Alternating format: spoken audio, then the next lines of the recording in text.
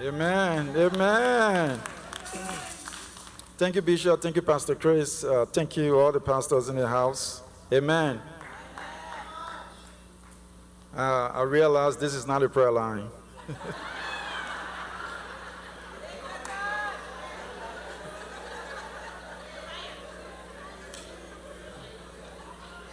So as I begin to reflect on this, began to reflect on these words on the cross.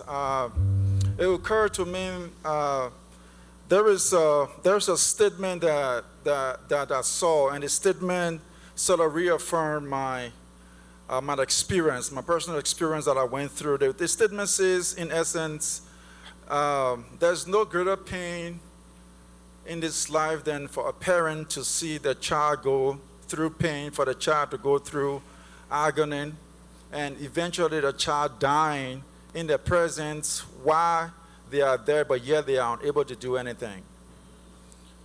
And that statement resonated with me because of my personal experience. I remember a long time ago when my wife was pregnant, we were expecting at any time, and one night she said she was in pain, and we found ourselves in the hospital.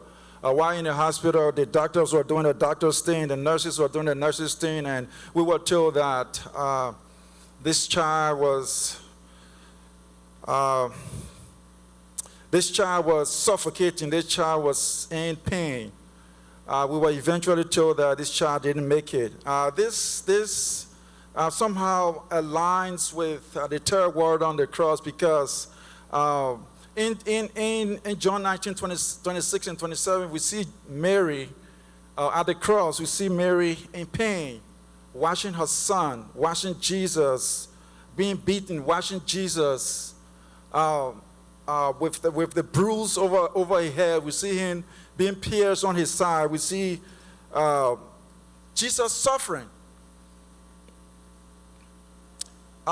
We remember at this point, Jesus' mission Jesus' mission on earth was for salvation. We see that was being unfolded. That was happening. Salvation was being accomplished while this was happening.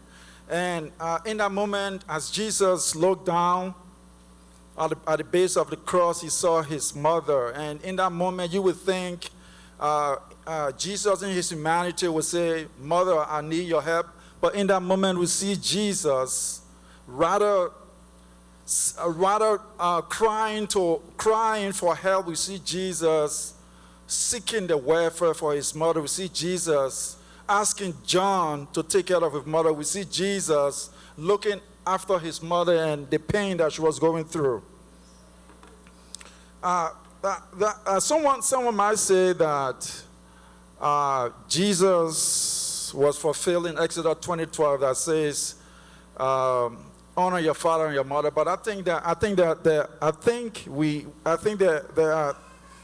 are some lessons that we can learn from this passage. For me, the first lesson that we can learn from the passage is salvation does not cancel responsibility. We know that Jesus' responsibility on the earth was for salvation, and we know that. And at that moment, we know that Jesus was fulfilling prophecy. We know Jesus was defeating sin and death. And the lesson the lesson, in my opinion, the lesson we can learn from here is that Jesus could have said that I'm in pain, I have my assignment, and he could know his mother Mary pain and just say, "Mother, I'm in pain. I do not care for you. I'm here for a mission.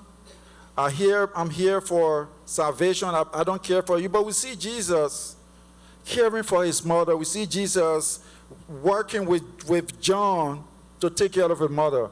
So I think the lesson for all of us here is that we often see ourselves so busy doing a lot of things, and there are people around us who are in pain, and we know that pain because we always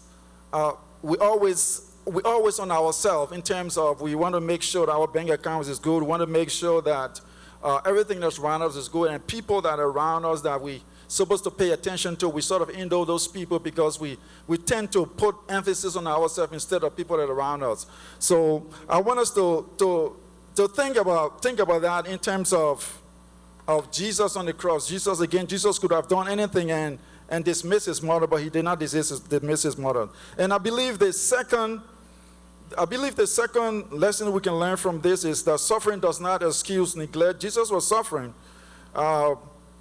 Jesus again could have justified his suffering. He could have justified his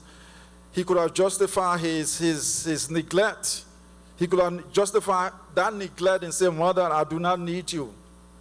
Go away from me because I have a work to do." But we see here Jesus in the midst of pain, in the midst of suffering, Jesus was still able to care for his mother. So what I think this is trying to tell us here is that there are situations, there are people in our life that we need to be intentionally about, because there are people who in our homes, in our places of work, wherever we found ourselves, in the church, we need to be intentional in able to meet those people's needs, because a lot of us around here are hurting, but I don't know whether this is a Christian thing, because whenever you say whenever you need help, somebody tell you that I will pray for you, and that's the end of it. So I think what we can learn from this is that in as much as Jesus was in pain, in as much as Jesus had his mission on earth for salvation, he was still able to meet his mother's needs. He was still able to meet the needs of people around him. So I want us to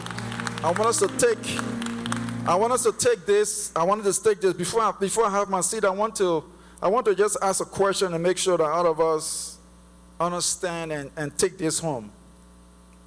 My time is up. And take this home. My question is, when was the last time you cared for your mother? I will be oblivious to the fact that all of us do not have our biological mother with us, but there are people in your life who you can look up to. When was the last time you cared for your mother? Or are you waiting for Mother's Day to care for your mother? So the question I want you to take home today is, who has God entrusted to your care in this season? Amen.